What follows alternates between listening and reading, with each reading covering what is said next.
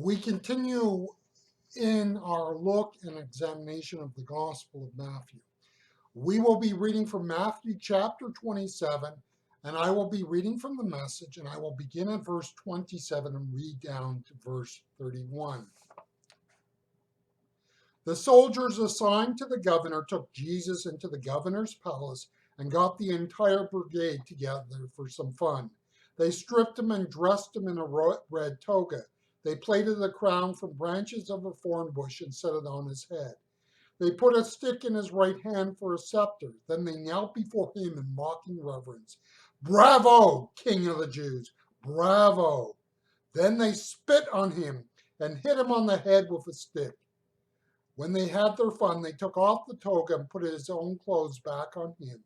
Then they proceeded out to the crucifixion. In our mind, when we look back at the crucifixion of Jesus, we can be excused for making the leap logically that the Romans were the ones who developed the practice of crucifixion. And strictly speaking, they did not. This form of murder had its roots with the ancient Persians. Crucifixion was taken to a whole new level, actually, by the Romans, though. And crucifixion was not just a form of capital punishment. So do not think of it straight up as the equivalent of an electric chair, a hanging, or a firing squad. The act of crucifixion has to be seen as much as anything as a form of torture, not just execution. It was also designed to be a torture, and it had its purpose and part in that. In a sense, we would say that the torture aspect is more important than the executionary function. You see, a person did not readily die on the cross. What do I mean? When a person was crucified, they did not quickly die. A hanging, for example, tragic and crude. We don't like to think of this, but it was over often relatively quickly unless the hanging was botched. A crucifixion was designed to last, well, days. A person, if the preliminary beating, for example, did not leave the person half dead, they could survive maybe a couple of days or so. Death on the cross ultimately came through the ability to breathe. The exception was, if a person had lost blood prior to that, or you can think of an infection, and there's some other things that could happen. But generally speaking, crucifixion ultimately happened when a person could no longer provide the means to breathe. And so if you think of a cross, normally what you had is a little pedestal at the base for the feet to sit on that was there. And that was designed to aid a person in breathing, that they would breathe up, push up, breathe, push up, and breathe. Physically, it would reach a point where they were no longer able to do that. And as they ceased to be able to do that, they would begin to asphyxiate. Now, it is the slow, think days death, that was the important aspect in crucifixion. Remember that the Romans were conquerors. The Roman Empire, in that sense, can be pictured as a series of islands, and I use islands in quotation marks. If you think of the Roman Empire at its strongest in the urban centers. In other words, in a vast geographical area, in a pre-modern era, how do you control this territory? Well, the short answer is not. You can't really control everything. They did not have the means in terms of transportation, communication, and weaponry to do that sort of thing. And so you had to have centers of authority and power that had sway over areas. And so, in a sense, those areas were the strongest strongholds of Roman authority. And when you got into the hinterlands, well, not so much. The Romans could not allow rebellion and dissension to fester. Crucifixion in this way was a way to remind people who was in control. and what the cost for ignoring that truth was. Remember, this is a pre-literate day, so probably the majority of people, especially if you got outside the urban areas, did not read and write. There was no internet.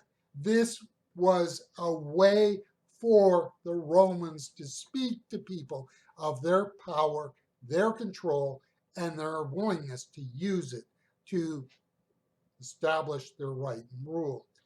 Given the extensive use of crucifixion, the Romans became quite adept at it. In that sense, there is a science/art to this that they mastered. The pre-crucifixion beating was typical. Remember that the crucifixion was about who is in control. The fact that the soldiers mocked Jesus for claiming to be a king is consistent with the Roman mentality in crucifixion. When we read the story of the crucifixion, there is much within it which was normal. The act of crucifixion was not really focused on the individual. Once a person was judged and condemned, we could say that the focus shifted to the general public. In other words, once that aspect was done, really the focus shifts from the Roman perspective to the general public. Here is a person who dared to defy the might of Rome. If you choose to do this, this will be your plight. The fact that Jesus was innocent would not have been much of an issue.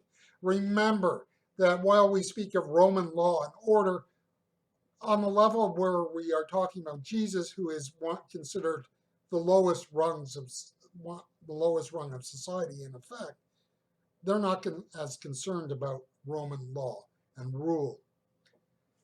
And people who are admirers of all things Rome and the Roman way of doing things often gloss over the fact that at its most basic, the Roman Empire was a police state, and their priority was not law and justice, but authority, control, and power.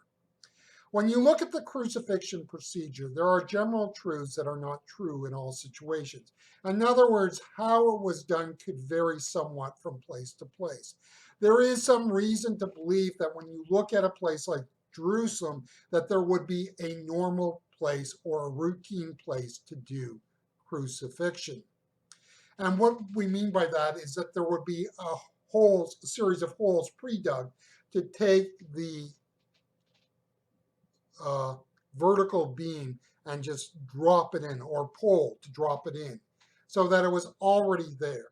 So there might be a case in which the vertical pole that Jesus was hung on was one that was reused again and again and again. The Roman Empire had soldiers who apparently were given this detail, so they would have been prepared to do it, understood how to do it, knew what was to be done, and had done it repeatedly. A person like Jesus would always walk to the site, and this is important. They would use the crossbeam, and that their arms and hands would be tied to this, and they would walk through. Remember, as I said, this was not about the person at this point. This was, in that sense, public relations by the Roman Empire. As this person would walk to the crucifixion site, what would they be doing? Well, they would be advertising for all to see what happens to those that defy the rule and might of Rome. Jesus will take a barbaric form of torture and execution and turn it into the greatest symbol of love.